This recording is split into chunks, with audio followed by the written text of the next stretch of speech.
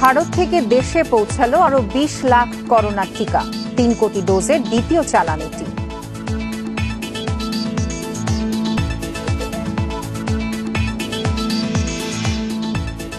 Corona টিকার দ্বিতীয় dose প্রয়োগ শুরু ৭ এপ্রিল। সময় ও স্থান জানানো হবে SMS এর মাধ্যমে।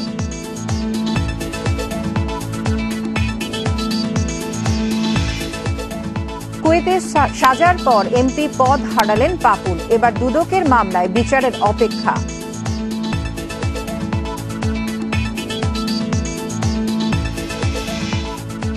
সরকার নির্ধারিত দামের কমে মিলছে ভোজ্য তেল। ব্যবসায়ীর স্বার্থ দেখার অভিযোগ বাণিজ্য মন্ত্রণালয়ের বিরুদ্ধে।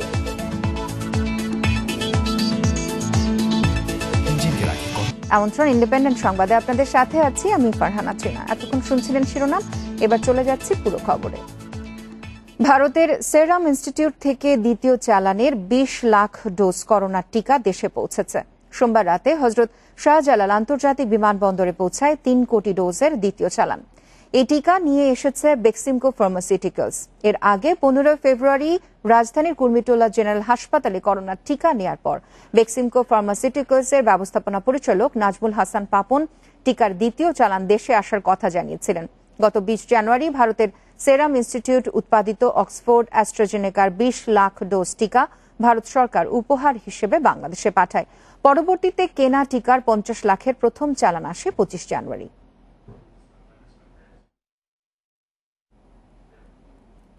৭ এপ্রিল সারা দেশে শুরু হবে করোনা টিকার দ্বিতীয় ডোজ প্রয়োগ। এর আগে SMS দিয়ে জানানো হবে টিকা দেওয়ার সময় ও স্থান। ভারতের সেরাম ইনস্টিটিউট থেকে কেনা টিকার দ্বিতীয় চালান থেকে দেয়া হবে এই টিকা। এদিকে ৩৫ নয় ৬০ লাখ মানুষ পাচ্ছেন করোনা টিকার প্রথম ডোজ। দেশে করোনা টিকার উদ্বোধন ২৭ জানুয়ারি। এর ১১ দিন পর সারা দেশে শুরু হয় টিকা কর্মসূচি। এ পর্যন্ত টিকা পেয়েছেন ২৩ লাখের বেশি মানুষ। টিকার জন্য প্রতিদিন ২.৫ থেকে ৩ লাখ মানুষ নিবন্ধন করছেন সুরক্ষার ওয়েবসাইট ও অ্যাপে। নিবন্ধন ছাড়িয়েছে ৩৬ লাখ। প্রথম দফায় ২৫ লাখ মানুষকে টিকা দেওয়ার কথা থাকলেও বদলেছে পরিকল্পনা। প্রথম ডোজ পাচ্ছেন ৬০ লাখ মানুষ। প্রথম ২ চালানে আসা ৭০ লাখ ডোজ থেকেই এসব টিকা দেয়া হবে। ১০ লাখ ডোজ রাখা হবে রিজার্ভ হিসেবে। হাতে এখন যে মজুদ আছে টিকার, যে গতিতে আমরা টিকা দিচ্ছি, তাতে আমরা ৬০ লাখ মানুষকে কিন্তু টিকা দিয়ে দিতে পারবো আগামী মাসের মধ্যে। যে পরিমাণে রেজিস্ট্রেশন হচ্ছে, আমরা সমস্ত স্বাস্থ্যবিধি মেনে এবং নিয়ম কানুনের ভিতরে থেকেই তাদের টিকা আমরা দিয়ে দিতে পারবো। এবং পরবর্তীতে আমাদের কোভ্যাক্স এবং অন্যান্য জায়গা থেকে যখন ভ্যাকসিন আসতে শুরু করবে এবং বাদবাকি জনগোষ্ঠী কিন্তু আপনি সেই টিকা কার্যক্রমের আওতায় চলে আসবে। করোনা টিকার দ্বিতীয় ডোজ ২ মাস পর, সে অনুযায়ী ৭ এপ্রিল শুরু হবে দ্বিতীয় ডোজ দেয়া। প্রথম ডোজের ২ মাসের ব্যবধানে দ্বিতীয় ডোজ নেয়ার সময় ও স্থান জানানো হবে SMS দিয়ে। ভারতের সেরাম ইনস্টিটিউট থেকে কেনা অক্সফোর্ডের করোনা টিকার দ্বিতীয় ও তৃতীয় চালান থেকে দেয়া হবে এই টিকা। প্রথম ডোজের টিকাটি যারা পেলেন তারা কিন্তু এপ্রিল মাসে যে দ্বিতীয় ডোজের জন্য তারা কিন্তু আবার টিকা নিতে শুরু করবেন এবং আমরা এপ্রিল মে মাসের মধ্যে কিন্তু দ্বিতীয় ডোজ যাদের পাওয়ার কথা তাদের টিকাটা কিন্তু দেয়া হয়ে যাবে। এর মধ্যে কিন্তু আমাদের মার্চ মাসে, এপ্রিল মাসে, মে মাসে কিন্তু প্রতি মাসে যে পরিমাণ টিকা আমাদের পাওয়ার কথা সেটি কিন্তু আসতে থাকবে। পর্যায়ক্রমে কিন্তু আমরা পুরো ৩ কোটি ডোজের আমরা কিন্তু পেয়ে যাব এবং এই সমস্তটা যোগফল করে আপনি দেখবেন যে আমাদের যে সংখ্যক মানুষকে আমরা প্রথম পর্যায়ের প্রথম ভাগে টিকা দিতে চাই তারা কিন্তু দ্বিতীয় ডোজ সবাই পেয়ে যাবেন, এটি নিশ্চিত হবে। স্বাস্থ্য অধিদপ্তর বলছে দেশে করোনা টিকার কোনো ঘাটতি নেই। অল্প সময়ের মধ্যেই কোভ্যাক্সের টিকাও আসবে দেশে। Hasan Misbah, independent news, Dhaka. দেশে করোনায় আরো ৭ জনের মৃত্যু হচ্ছে।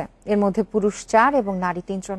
এ নিয়ে মোট প্রাণহানি হল ৮,৩৫৬ জনের। ২১৪টি ল্যাবে ২৪ ঘন্টায় ১১,১৬০টি নমুনা পরীক্ষায় করোনা শনাক্ত হচ্ছে ৩৬৬ জনের। পরীক্ষা বিবেচনায় শনাক্তের হার ৩.৩০%।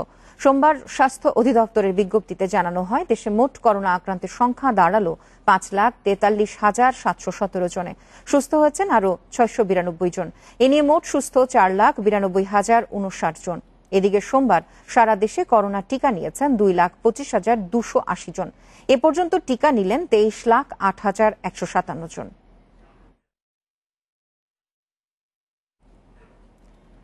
কুয়েতে সাজার পর এবার এমপি পদ হারালেন কাজী শহীদ ইসলাম পাপুল। সোমবার বিকেলে এ সংক্রান্ত গেজেট প্রকাশ করেছে সংসদ সচিবালয়। অর্থ ও মানব পাচারের দায়ে কুয়েতে 4 বছরের জেল হয়েছে লক্ষ্মীপুর 2 আসনে স্বতন্ত্র সংসদ সদস্যের। সংবিধান অনুযায়ী আসন শূন্য হওয়ার পরবর্তী 90 দিনের মধ্যে হবে নির্বাচন। অবশেষে সংসদ সদস্য পদ হারালেন লক্ষ্মীপুর 2 আসনের স্বতন্ত্র সংসদ সদস্য কাজী শহীদ ইসলাম পাপুল। কুয়েতের আদালতে নৈতিক স্খলনজনিত ফৌজদারি অপরাধে দণ্ডিত হওয়ায় পাপুলের সংসদ সদস্য পদ বাতিল করে সোমবার গেজেট জারি করে সংসদ সচিবালয়।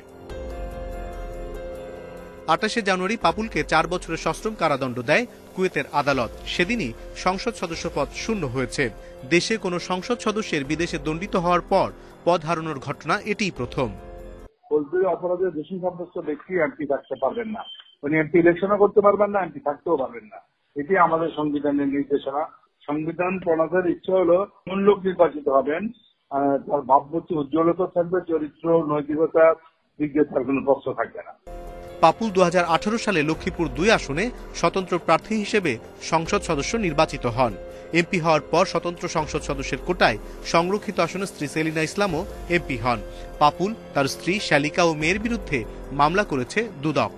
বিষয়টাকে শেষ নয় শুরু হিসাবে দেখতে হবে, প্রক্রিয়াটা সমাপ্ত করতে হবে, দৃষ্টান্তমূলক শাস্তি নিশ্চিত করতে হবে। ভবিষ্যতে এই ধরনের উপাদান, এই ধরনের ব্যক্তিবর্গ যাতে রাজনীতি অনুপ্রবেশ করতে না পারে তার জন্য পর্যাপ্ত পদক্ষেপ নেওয়ার এখতিয়ার এবং অধিকার, দায়িত্ব সবগুলোই আমাদের রাজনীতির নেতৃবৃন্দের হাতে আছে।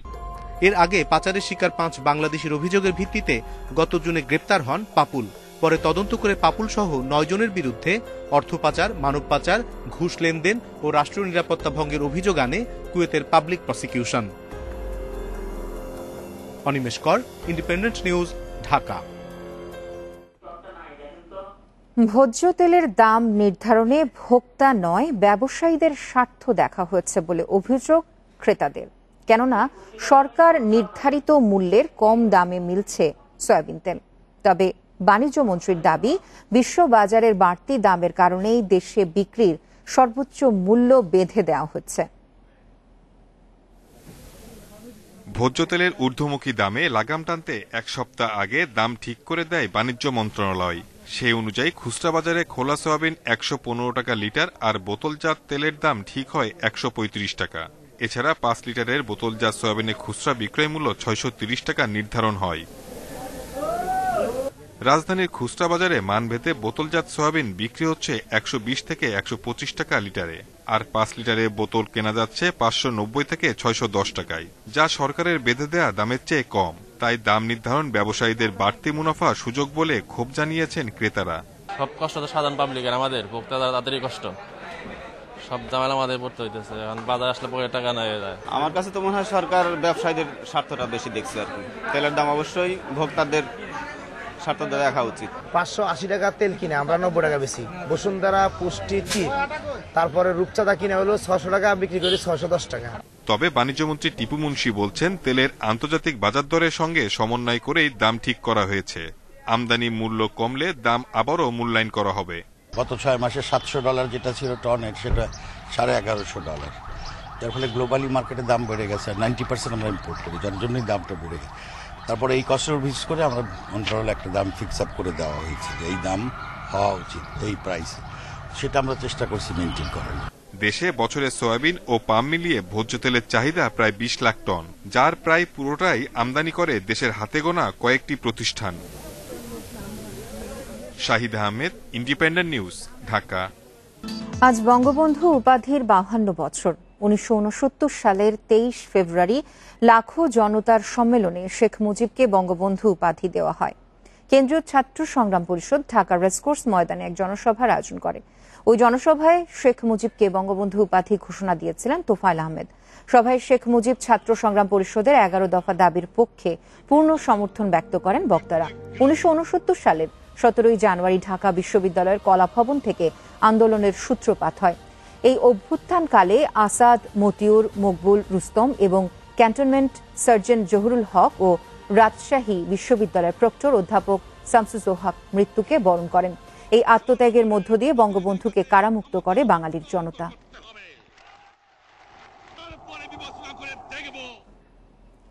দেশের সব বিশ্ববিদ্যালয়ে শ্রেণীকক্ষে ক্লাস শুরু হবে 24 মে, আর আবাসিক হল খুলে দেওয়া হবে 17 মে।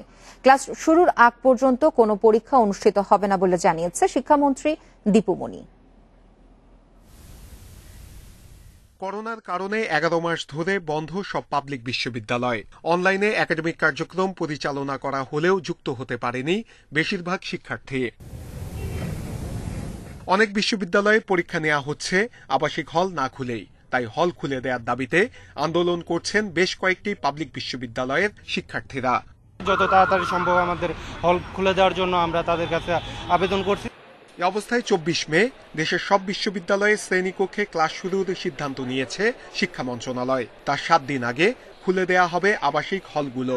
এই সময়ের মধ্যেই সব শিক্ষক, কর্মকর্তা ও শিক্ষার্থীদের করোনার টিকা দেওয়ার ব্যবস্থা করা হবে। আর হল খোলার আগ পর্যন্ত কোনো শিক্ষার্থী সেখানে অবস্থান করতে পারবেন না। প্রায় 1 বছর হলগুলো ব্যবহার হচ্ছে না, কাজেই হলগুলোর বিভিন্ন ধরনের যে সংস্কারের কাজও আগে থেকেও কিছু কিছু প্রয়োজন ছিল, এই সময়েও ব্যবহার না হবার কারণেও আরো কিছু যেগুলো সমস্যা হয়েছে, সেই সমস্ত হল সমূহের অবকাঠামোগত সংস্কার, মেরামতের সমস্ত কাজ বিশ্ববিদ্যালয় কর্তৃপক্ষ সম্পন্ন করবেন। শিক্ষামন্ত্রী জানালেন, বিশ্ববিদ্যালয় খোলার আগ পর্যন্ত কোনো পরীক্ষা অনুষ্ঠিত হবে না। করোনার কারণে চাকরির বয়স বাড়ানোর বিষয়টি বিবেচনায় নেওয়া হবে। করোনার কারণে আবেদনের, এই বিসিএস পরীক্ষার আবেদনের বয়স সীমা যাদের অতিক্রান্ত হয়ে যাবে, তারা যেন কেউ ক্ষতিগ্রস্ত না হন, সেই বিষয়ে সরকার প্রয়োজনীয় সিদ্ধান্ত গ্রহণ করবে। শিক্ষা মন্ত্রণালয় জানিয়েছে, স্কুল কলেজ খোলার জন্য সব প্রস্তুতি নেওয়া হয়েছে। কার্যক্রম পরিচালনা হবে স্বাস্থ্যবিধি মেনে। খোলার তারিখ শিগগিরই জানাবে মন্ত্রণালয়। Nure Alam, independent news, Dhaka. Drainage line নির্মাণের সময় খোঁড়া সড়ক মেরামতের দায়িত্ব নিয়েছিল ওয়ার্ড কাউন্সিলরের ঠিকাদারি প্রতিষ্ঠান, যা আইনসঙ্গত নয় বলছেন নগর পরিকল্পনাবিদেরা। তারপরও বছর গড়ালেও শেষ হয়নি সেই কাজ। এতে ভোগান্তির কারণ হয়ে দাঁড়িয়েছে সড়কের ধানমন্ডি 27 নম্বর থেকে শঙ্কর অংশ। খোঁড়াখুড়িতে বেহাল সড়ক, এই অবস্থায় যান চলাচলে ধুলার রাজ্যে পরিণত হয়েছে পুরো এলাকা। ড্রেনেজ লাইন সংস্কারের জন্য ধানমন্ডি 27 নম্বর থেকে শঙ্কর পর্যন্ত সড়কটি খোঁড়া হয় গত বছরের শুরুর দিকে। এরপর বছর গড়ালেও শেষ হয়নি মেরামত কাজ। ভাঙাচোরা সড়কে ভোগান্তি শেষ হওয়ার কোনো লক্ষণই নেই। গাড়ি ঘোড়া চালান ধরলে হয়তো ধাক্কার লগে পেসেঞ্জার পড়ে যায়, কেননা গাড়ির চাকা সরকারি খাদার মধ্যে পড়িয়া যায়। কাটার সময় তাড়াতাড়ি কাটে, কিন্তু ঠিক করার সময় তারা কাজটা দ্রুত কাজটা করে না। মানে লেন্থলি প্রসেসিং এ কাজটা চলতেছে, দ্রুত হচ্ছে না। খুব দ্রুত হলে আর কি খুব সুবিধা হতো আর কি। সড়ক মেরামতের দায়িত্ব পাই তৎকালীন স্থানীয় কাউন্সিলর জাকির হোসেন স্বপনের ঠিকাদারি প্রতিষ্ঠান প্রাইম ইন্টারন্যাশনাল লিমিটেড। বিভিন্ন সেবা সংস্থার লাইন থাকায় কাজ শেষ করতে বেশি সময় লাগছে বলে দাবি প্রতিষ্ঠানটির। সড়কটা টেন্ডার পেয়েছেন বোধহয়? জি, আমার ব্যবসাতেই ঠিক আছে। রাতের বেলায় পাইপলাইন, তারপরে ডিপিটিসির যেই খামগুলো আছে না, বিভিন্ন জায়গায় আটকে আমাদের অবস্থাগুলো পড়ে যায়, তখন আবার এগুলি তাদেরকে বলে আবার এগুলি সরাতে হয়, এই কারণে দেরি। কাউন্সিলরের দায়িত্বে থেকে টেন্ডার নেয়ার বিষয়টি আইনসঙ্গত নয় বলছেন নগর পরিকল্পনাবিদেরা। জনভোগান্তি নিরসনে সিটি কর্পোরেশনকে আরো আন্তরিক হওয়ার পরামর্শ তাদের।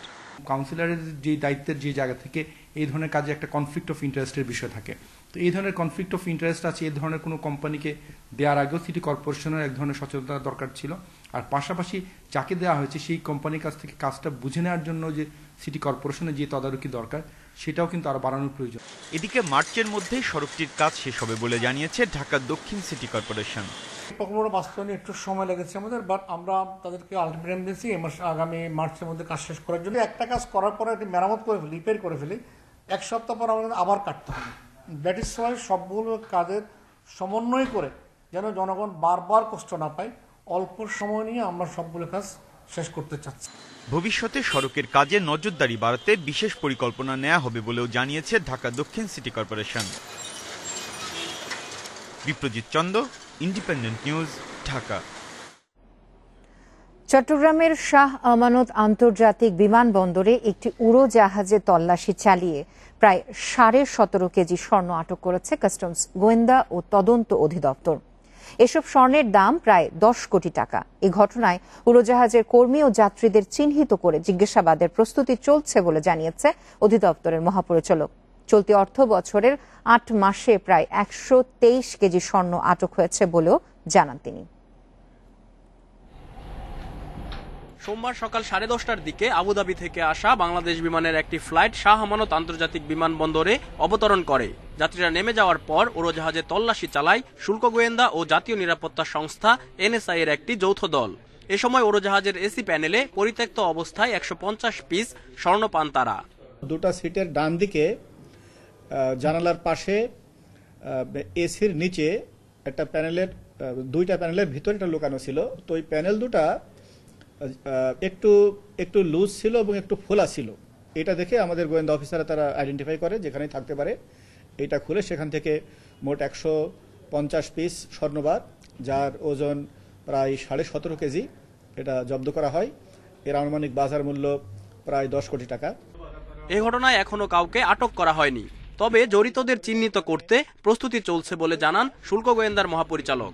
প্যাসেঞ্জার নেমে যাওয়ার পরে আমরা সার্চ করি, তো প্যাসেঞ্জার তো নেমে চলে গেছে, তবে তাদের আইডেন্টিফাই করা কঠিন না। আমরা অলরেডি প্যাসেঞ্জার লিস্ট নিয়েছি, আমরা ক্রু লিস্ট নিয়েছি, আমরা সব কিছু মিলে আমরা দেখব, দেখে প্রয়োজন হলে আমরা তাদেরকে জিজ্ঞাসাবাদ করব। আমরা ফৌজদারি মামলা করলে তো তাদেরকে গ্রেপ্তার করা সম্ভব হবে, আটক করা সম্ভব হবে। অবৈধ ব্যবহারের জন্যই অসৎ উপায়ে স্বর্ণ আসছে বলেও জানান শুল্ক গোয়েন্দার মহাপরিচালক। মাদক চোরাচালান, অস্ত্র চোরাচালান। Shariful Islam, independent news, Dhaka. কূটনীতিকদের জন্য আনা শুল্কমুক্ত সুবিধার মদ বিক্রিতে অনিয়মের অভিযোগ এনে ডিপ্লোম্যাটিক বন্ডেড ওয়্যারহাউসগুলোতে কড়াকড়ি আরোপ করেছে জাতীয় রাজস্ব বোর্ড NBR। সংস্থার কর্মকর্তারা বলছেন 6 ডিপ্লোম্যাটিক ওয়্যারহাউসকে অটোমেশনের আওতায় আনা হচ্ছে। তবে ওয়্যারহাউসগুলোর অভিযোগ, জেনেভা কনভেনশন অমান্য করে মদ বিক্রিতে অযাচিত হস্তক্ষেপ করছে NBR। জেনেভা কনভেনশন অনুযায়ী কূটনীতিক ও দূতাবাস কর্মকর্তারা অন্য দেশে দায়িত্ব পালনের সময় প্রয়োজনীয় পণ্য কেনাকাটায় শুল্কমুক্ত সুবিধা পান।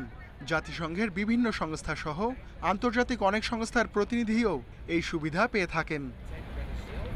বিভিন্ন দেশের দূতাবাসের কর্মকর্তা ও আন্তর্জাতিক সংস্থার প্রতিনিধির মদের চাহিদা পূরণে ঢাকায় 6টি ডিপ্লোম্যাটিক বন্ডেড ওয়্যারহাউস অনুমোদন দিয়েছে সরকার, যার দেখভাল করে জাতীয় রাজস্ব বোর্ড NBR এর customs bond commissionerate, Dhaka. NBR কর্মকর্তারা জানান, কূটনীতিকদের এক্সেমশন সনদ ও আন্তর্জাতিক সংস্থার প্রতিনিধিদের পাসবুকের হালনাগাদ তথ্য দেয় পররাষ্ট্র মন্ত্রণালয়, কিন্তু মাঝে 1.5 বছর তা বন্ধ ছিল।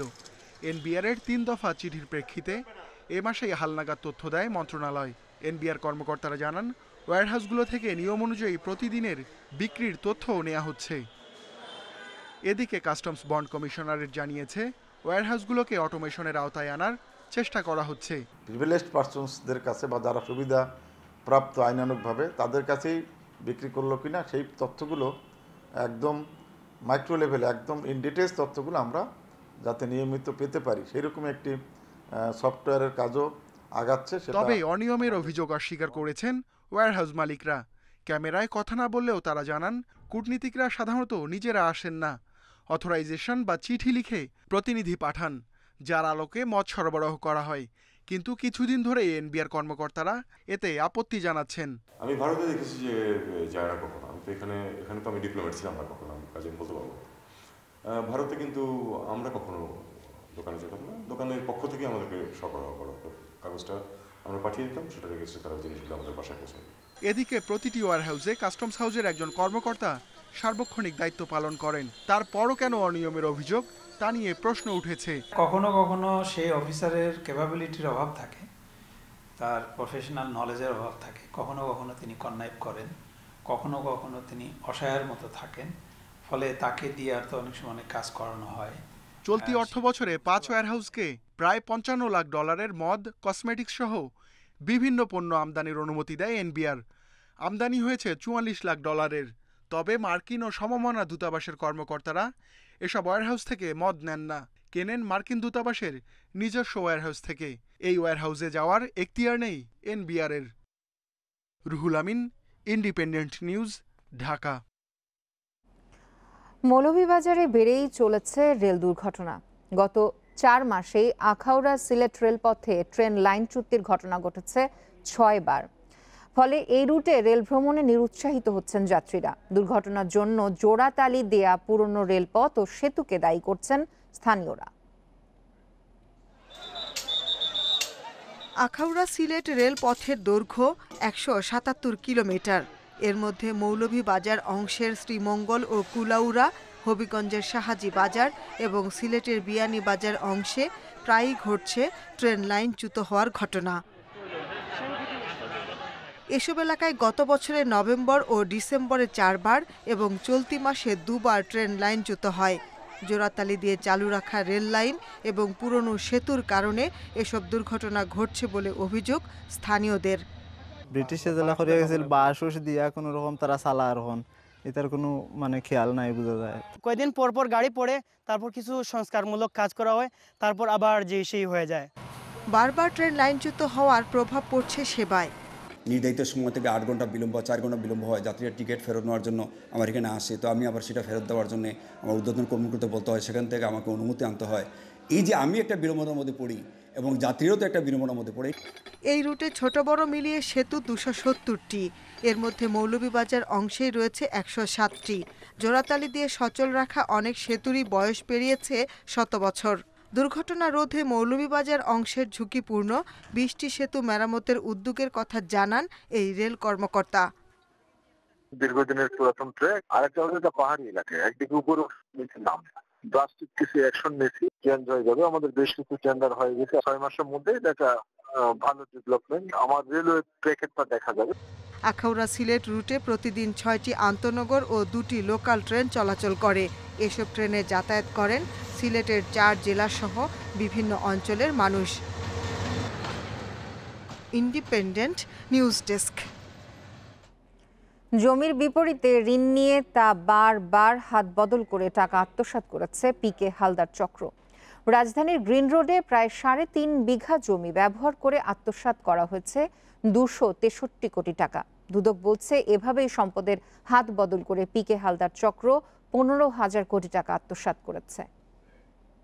দেশের আর্থিক খাত থেকে প্রায় 15,000 কোটি টাকা আত্মসাৎ করেছেন পিকে হালদার।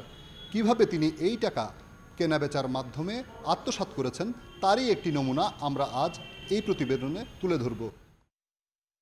2005 সালে জেনিত ও জেফার নামে 2 নামসর্বস্ব প্রতিষ্ঠানের নামে পিপলস লিজিং থেকে 20 কোটি টাকা ঋণ নেন মোয়াজ্জেম হোসেন। পরে গ্রিন রোডের জমিটি এ টাকায় কেনা হয় প্রতিষ্ঠান দুটির নামে। 2011 সালে পিপলস লিজিংয়ের কাছে 123 কোটি টাকায় বিক্রি করা হয় জমিটি। তবে জমির নিবন্ধন হয় পিপলস লিজিংয়ের চেয়ারম্যান মোয়াজ্জেম হোসেনের নামে। এরপর 2017 সালে ইন্টারন্যাশনাল লিজিং থেকে 120 কোটি টাকা ঋণ নিয়ে জমিটি কিনে নেয় লিপ্রো ইন্টারন্যাশনাল নামে আরেকটি প্রতিষ্ঠান। বোর্ডের অনুমতি ছাড়া পিকে হালদারের নির্দেশে এই টাকা ঋণের নামে বের করে আনা হয়। জবানবন্দিতে এসব তথ্য দেয় ইন্টারন্যাশনাল লিজিংয়ের তখনকার ব্যবস্থাপনা পরিচালক রাশেদুল হক। এটাও কিন্তু উনি টাকাটা নিয়ে আবার ব্যাংক থেকে সম্ভবত লোন নিয়েছেন, নিয়ে সেটা আবার লিয়ারিংয়ের মাধ্যমে টাকাটা পাচার করে দিয়েছেন। এবং পিকে শুধু একা না, পিকে একটা সিন্ডিকেট, পিকে হেডেড বাই পিকের মাধ্যমে সোজা কথা তারা ওলট পালট করে খাচ্ছিল। এই জমির বিপরীতে নেয়া কোনো ঋণই পরিশোধ করা হয়নি। ঋণ নিয়ে কয়েকশো কোটি টাকা আত্মসাৎ করা হলেও জমির মালিকানা শেষ পর্যন্ত কাগজে কলমে পিকে হালদার চক্রের কাছে রয়ে যায়। জমিটির মালিকানা সত্ত্বেও বর্তমানে পিকে হালদার চক্রের প্রতিষ্ঠান লিপ্রো ইন্টারন্যাশনালকে বলা হলেও সরজমিনে গিয়ে জমিটি বেদখল অবস্থায় পাওয়া যায়। আমার নাম হলো জায়গা আমিনুল, সবাই লাগে আর কি, আমিনুল করে পরিচিত। এই জায়গার মালিককে জানেন? না, আমরা দেখছি, চিনি না, উনি মনে হয় বাহিরে থাকে আর কি। কত টাকা ভাড়া দেন? 30,000। 30,000। কতদিন ধরে আছেন আপনারা? 1 বছরও নাই। কামরুল উনি কার কার লোক? এটা বলতাম না দাদা। ভাড়া আমিনুল ভাই। কে উনি, কে মালিক? এটা সঠিক বলতে পারবো না। দুদক বলছে শুধু সম্পদ নয়, বিভিন্ন নাম সর্বস্ব প্রতিষ্ঠানের কোটি কোটি টাকা ব্যবসা দেখিয়ে 15,000 কোটি টাকা আত্মসাৎ করেছে পিকে হালদার চক্র। রিশাদ হুদা, ইন্ডিপেন্ডেন্ট নিউজ, ঢাকা। আমদানি রফতানির আড়ালে 10টি প্রতিষ্ঠানে অর্থ পাচারের তথ্য দুর্নীতি দমন কমিশন দুদকের কাছে দিয়েছে জাতীয় রাজস্ব বোর্ড এনবিআর। ওভার ইনভয়েসের মাধ্যমে অর্থ পাচারের গুরুত্বপূর্ণ তথ্য পাওয়ার পর এ বিষয়ে 4 সদস্যের তদন্ত কমিটি গঠন করেছে দুদক। আন্তর্জাতিক গবেষণা প্রতিষ্ঠান জিএফআই এর প্রতিবেদনের তথ্য ধরে গত বছর ডিসেম্বরে মাঠে নামে দুদক। অভিযোগ, আমদানি রপ্তানির আড়ালে প্রতিবছর পাচার হচ্ছে 64,000 কোটি টাকা। অনুসন্ধানে নেমে আল মুসলিম গ্রুপের একেএম নিটওয়্যারের বিরুদ্ধে সুনির্দিষ্ট তথ্য পায় দুদক। 2015 ও 16 সালে পণ্য রপ্তানির আড়ালে বিদেশে 175 কোটি টাকা পাচার করেছে প্রতিষ্ঠানটি। আল মুসলিম গ্রুপ যে তারা এই একই প্রক্রিয়ায় 175 কোটি টাকা বিদেশে পাচার করেছে, ওই গ্রুপটার কথা উল্লেখ ছিল। বর্তমানে দুদকের একটি অনুসন্ধান টিম তৈরি করে তারা এটা তদন্ত করছে। দুদককে আরও 10টি প্রতিষ্ঠানের অর্থ পাচারের তথ্য দেয় জাতীয় রাজস্ব বোর্ড। পণ্যের মূল্য বেশি দেখিয়ে এই আমদানির আড়ালে পাচার করা হয়েছে বিপুল অর্থ। এই বিষয়ে আরও একটি আলাদা অনুসন্ধান শুরু করেছে দুদক। ওভার ইনভয়েসিংয়ের মাধ্যমে যে অর্থ বিদেশে যায় সেই অর্থ পাচার রোধ এবং এই অর্থের ব্যাপারে অনুসন্ধানের জন্য 4 সদস্য বিশিষ্ট একটি কমিটি বা টিম, অনুসন্ধান টিম গঠন করা হয়েছে, যারা কাজ শুরু করেছে। এখন থেকে অর্থ পাচারের আলামত পেলেই দুদকের কাছে তথ্য সরবরাহ করবে এনবিআর। রিশাদ হুদা, ইন্ডিপেন্ডেন্ট নিউজ, ঢাকা। এ এক অনবদ্য সৃষ্টি। ফসলের মাঠে ফুটিয়ে তোলা হয়েছে শহীদ মিনার সহ নানা অনুষঙ্গ। আন্তর্জাতিক মাতৃভাষা দিবস উপলক্ষে শহীদদের প্রতি শ্রদ্ধা ও ভালোবাসা থেকেই এমন শিল্পকর্ম তুলে ধরেছেন কিশোরগঞ্জের কুলিয়ারচরের এক কৃষক। অনেক জীবনের আত্মত্যাগে পাওয়া ফসলের জমিতে ফুটিয়ে তোলা হয়েছে শহীদ মিনারের অবয়ব, তবে তার রং তুলির আঁচড়ে নয়, প্রকৃতির মেলবন্ধনে এক কৃষকের ভালোবাসা। কিশোরগঞ্জের কুলিয়ারচর উপজেলার জাফরাবাদ গ্রামের কৃষক রোমান আলী শাহ ভাষার শহীদদের প্রতি শ্রদ্ধা জানাতে সবুজ পালন শাক আর লাল শাক দিয়ে পরম মমতায় রূপ দিয়েছেন শহীদ মিনার সহ অন্য অনুষঙ্গের।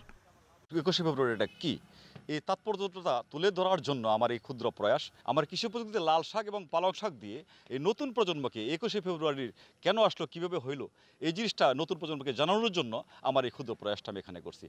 ফসলের মাঠে এমন দৃষ্টিনন্দন দৃশ্য দেখতে প্রতিদিনই ভিড় করছেন স্থানীয়রা। বিভিন্ন অক্ষর লিখছেন, বাংলা অক্ষর, শাকসবজি দিয়া আমরা অনেক দূর দূরান্ত থেকে আসছি। হ্যাঁ, আমাদের সবাই ভালো লাগছে, তাকে অনেক ধন্যবাদ। উনি খুব সুন্দর একটা জিনিস করছে, আমাদের পছন্দ হয়েছে। আমাদের নতুন প্রজন্ম এটা শিখে আরও কিছু করতে পারবে। এমন সৃজনশীল কাজে কৃষক রোমান আলী শাহর পাশে থাকার আশ্বাস কৃষি বিভাগের। জনাব রোমান আলী শাহ তিনি একজন প্রগতিশীল কৃষক, একই সাথে তিনি একজন সৃজনশীল মানুষও। এই দেশের মাটি মানুষকে তিনি ভালোবাসেন। রোমান আলী শাহ যদি আরও কোনো সহযোগিতা প্রয়োজন হয়, আমরা কৃষি বিভাগের পক্ষ থেকে তাকে আরও সহযোগিতা করবো ইনশাল্লাহ। রোমান আলী শাহর 6% জমির এই জীবন্ত ক্যানভাস জানান দিচ্ছে ভাষার শহীদদের প্রতি অনবদ্য ভালোবাসার। Independent news desk. বিশ্বে করোনায় আরও 6,000 মানুষের মৃত্যু হয়েছে। নতুন করে শনাক্ত 2,79,000-এর বেশি। এ নিয়ে বিশ্বে মৃতের সংখ্যা ছাড়ালো 24,84,000। আক্রান্ত 11,22,00,000 ছাড়িয়েছে। সংক্রমণ নিয়ন্ত্রণে আসায় ইংল্যান্ডে 21 জুন থেকে লকডাউন তুলে নেয়ার ঘোষণা দিয়েছেন ব্রিটিশ প্রধানমন্ত্রী বরিস জনসন।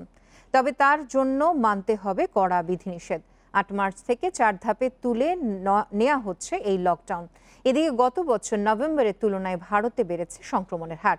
এর মধ্যে সবচেয়ে বিপাকে রয়েছে মহারাষ্ট্র, কেরালা, পাঞ্জাব, ছত্তিশগড় এবং মধ্যপ্রদেশ।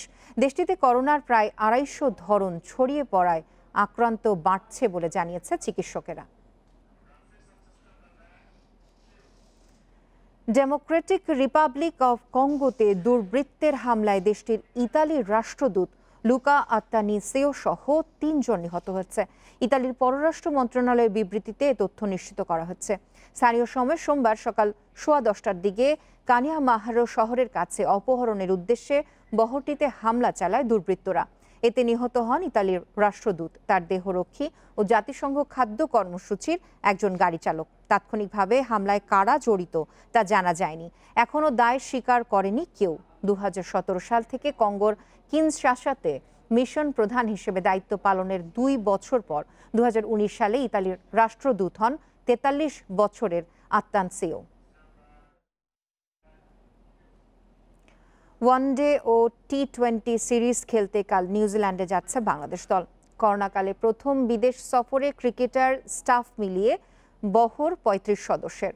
কোয়ারেন্টাইন পর্বে ফিটনেস সংক্রান্ত নির্দেশনা দিয়েছে মেডিকেল টিম। পরবর্তী প্রেক্ষাপট আর বৈরী কন্ডিশনের সাথে মানিয়ে সিরিজে ভালো করার প্রত্যয় তাসকিনের। এ যেন উৎসব, মুক্তির আনন্দ। দীর্ঘ 1 বছর পর বিদেশ সফরে যাচ্ছে টাইগাররা। মঙ্গলবার বিকেলেই উঠতে হবে নিউজিল্যান্ডের বিমানে। আগের দুপুরটা তাই একটু বেশি রঙিন ক্রিকেটারদের। উইন্ডিজের বিপক্ষে মিলেছে অম্ল মধুর অভিজ্ঞতা। এবার অ্যাওয়ে সিরিজের বড় পরীক্ষা, যে কারণে উড়াল দেওয়ার আগে বসতে হয়েছে আলোচনাতেও, যেখানে বোর্ড প্রধানের পাশে ছিলেন গুরুত্বপূর্ণ পরিচালকেরাও। নিউজিল্যান্ড সফরে সবাই তাকিয়ে পেসারদের দিকে, সেই আশার প্রতিদান দিতে চাইছেন তাসকিন। ওইসব উইকেটে অনেক সময় খুব ভালো উইকেটও পাওয়া যায়, তো মানে আশাবাদী, কারণ যখন আমরা অস্ট্রেলিয়াতে বা নিউজিল্যান্ডে ওয়ার্ল্ড কাপ ইভেন্টগুলো খেলেছিলাম তখন কিন্তু অনেক ভালো উইকেট ছিল ব্যাটিংয়ের জন্য এবং বোলিংয়ের জন্য। বায়োবাবল করোনা প্রোটোকল সম্পর্কে ধারণা থাকলেও নিউজিল্যান্ডের করা নিয়ম নীতি মেনে চলা বড় চ্যালেঞ্জের বিষয়। কি করতে হবে আর কিভাবে নিজেকে ফিট রাখতে হবে, বিসিবি মেডিকেল টিম তা জানিয়ে দিয়েছে ক্রিকেটারদের। যেহেতু প্লেয়ার আগে থেকে জানে যে ওরা কি আশা করছে নিউজিল্যান্ডের প্রথম 6 দিন, এর জন্য মানসিকভাবে তারা প্রস্তুত আছে। এজন্য আমরা প্লেয়ারদেরকে বলেছি যে মানসিক প্রস্তুতি নেওয়ার জন্য আরও কিছু অ্যাক্টিভিটিজের মধ্যে নিজেদেরকে জড়িত রাখার জন্য। নিউজিল্যান্ড থেকে দেশে ফেরার পর এপ্রিলে শ্রীলঙ্কা সফর, এরপর একাধিক সিরিজ নিশ্চিত হয়ে আছে। অনেকটাই আগের অবস্থায় ফিরতে শুরু করেছে এফটিপি। বিসিবি দ্রুত সময়ের মধ্যে ঠিক করে ফেলতে চাইছে মিডিয়া ও টিম স্পন্সর। আমাদের যে ওয়ার্ল্ড টি-20 এবং অন্যান্য যে ইভেন্টগুলো আছে, অবশ্যই 2023 পর্যন্ত যে ইভেন্ট আছে ইনক্লুডিং এশিয়া কাপ, সবকিছু কনসিডার করেই আমরা আমাদের নেক্সট টিম স্পন্সর টার্গেট করব। মঙ্গলবার বিকালে 35 সদস্যের বাংলাদেশ দল উড়াল দেবে নিউজিল্যান্ডের পথে। Mazharul Islam, independent news. সংবাদ শেষ করব, তবে তার আগে শিরোনামগুলো জানিয়ে দিচ্ছি আরো একবার। ভারত থেকে দেশে পৌঁছালো আরো 20 লাখ করোনার টিকা, 3 কোটি ডোজের দ্বিতীয় চালানিটি। করোনার টিকার দ্বিতীয় ডোজ প্রয়োগ শুরু 7 এপ্রিল। সময় ও স্থান জানানো হবে SMS এর মাধ্যমে। কুয়েতে সাজার পর এমপি পদ হারালেন পাপুল। এবার দুদকের মামলায় বিচারের অপেক্ষা। নিয়ন্ত্রণে আসছে না ভোজ্য তেলের বাজার, মূল্য নির্ধারণে ব্যবসায়ীদের স্বার্থ রক্ষার অভিযোগ বাণিজ্য মন্ত্রণালয়ের বিরুদ্ধে। এই ছিল ইন্ডিপেন্ডেন্ট সংবাদে। সংবাদের আরো বিস্তারিত জানতে চোখ রাখুন আমাদের ফেসবুক, ইউটিউব এবং টুইটারে। ধন্যবাদ সাথে থাকার জন্য।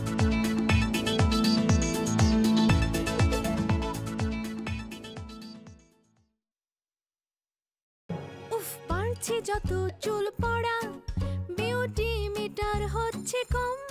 চুল পড়া কমাবে নিহার 5 seeds oil।